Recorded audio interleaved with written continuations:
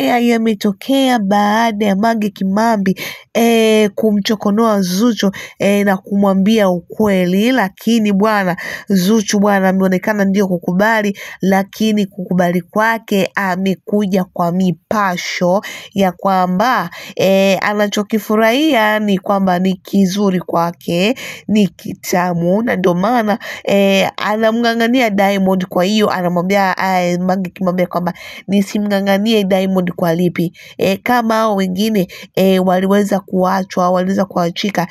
wao walikwambia kwamba walichoka kwa sababu gani? Kwa hiyo bwana ili jambo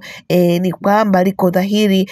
Zuchu ni kweli anafanywa nyuma na Diamond Platnumz, and that's why hata Diamond Platnumz naye kwake imekuwa ni ngumu sana